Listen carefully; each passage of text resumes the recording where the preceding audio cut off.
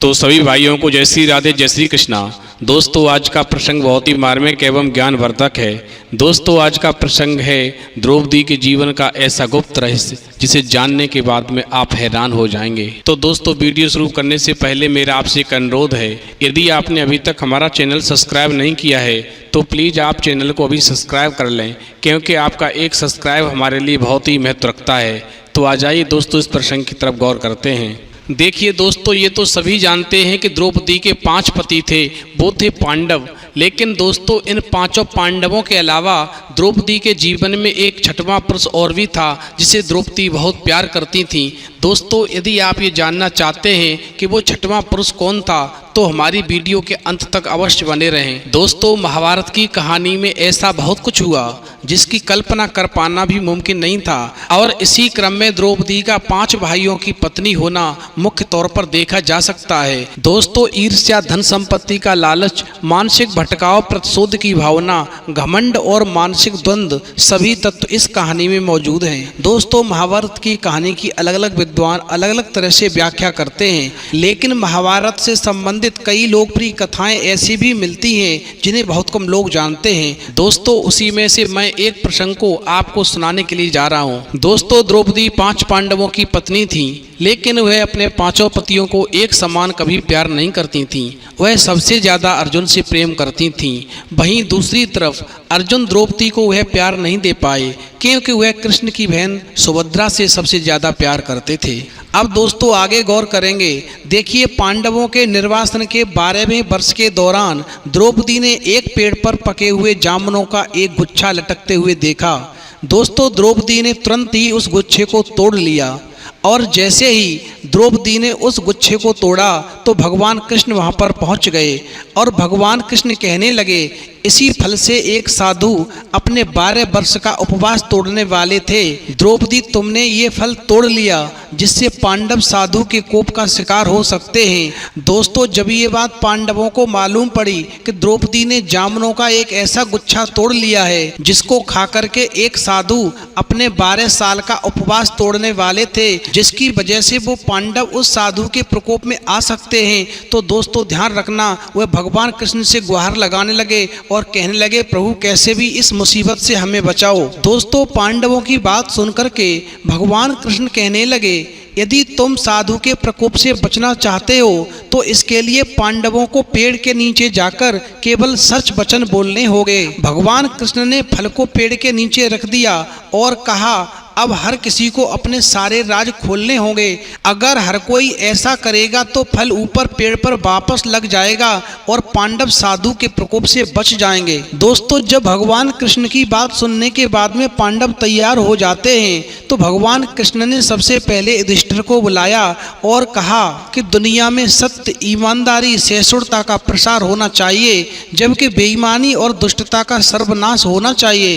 युधिष्ठिर ने पांडवों के साथ हुए सभी बुरे घटनाक्रमों के लिए द्रौपदी को जिम्मेदार ठहराया। युधिष्ठिर के सत्य वचन कहने के बाद फल जमीन से 2 फीट ऊपर आ गया। दोस्तों, अब भगवान कृष्ण ने भीम से बोलने के लिए कहा, साथ ही कृष्ण ने भीम को चेतावनी भी दी, अगर तुमने झूठ बोला तो फल जल करके राख हो जाएगा, फिर तुम्हें साधु के प्रकोप से कोई नहीं बचा सकता। दोस्तों, भीम ने सबके सामने स्वीकार किया कि खाना, लड़ाई, नींद और विषय वासना के प्रति उनकी आसक्ति कभी कम नहीं होती। भीम ने कहा कि वह धृतराष्ट्र के सभी पुत्रों को मार देंगे। युधिष्ठिर के प्रति उनके मन में बहुत श्रद्धा है, लेकिन जो भी मेरे गधे का अपमान करेगा वह उसे मृत्यु के घाट उतार देगा। इसके बाद दोस्तों, फल 2 फीट और ऊपर चला गया। अब दोस्तों, अर्जुन की बारी थी। अर्जुन ने कहा कि प्रतिष्ठा और प्रसिद्धि मेरी जिंदगी से ज्यादा मुझे प्रिय है। जब तक मैं युद्ध में कर्ण को नहीं मार दूंगा तब तक मेरे जीवन का उद्देश्य पूरा नहीं होगा।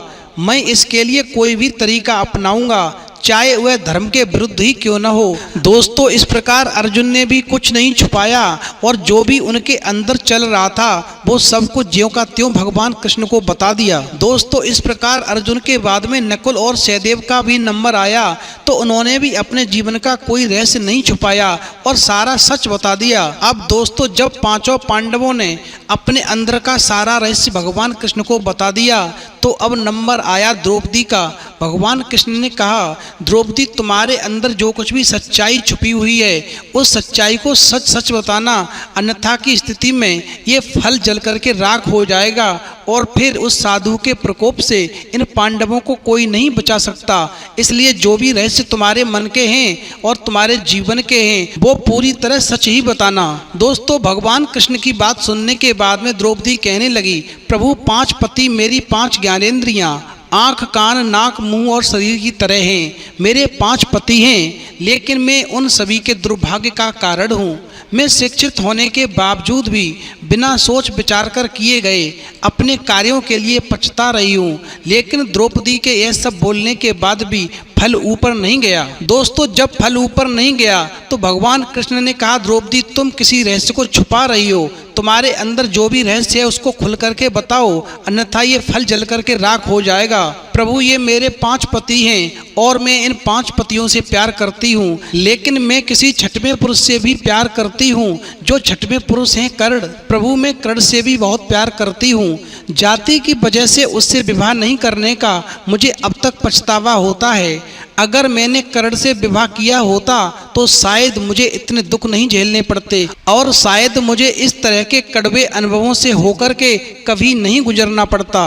दोस्तों द्रौपदी की यह बात सुनकर के पांचों पांडव एकदम से हैरान रह गए, लेकिन किसी ने भी कुछ नहीं कहा।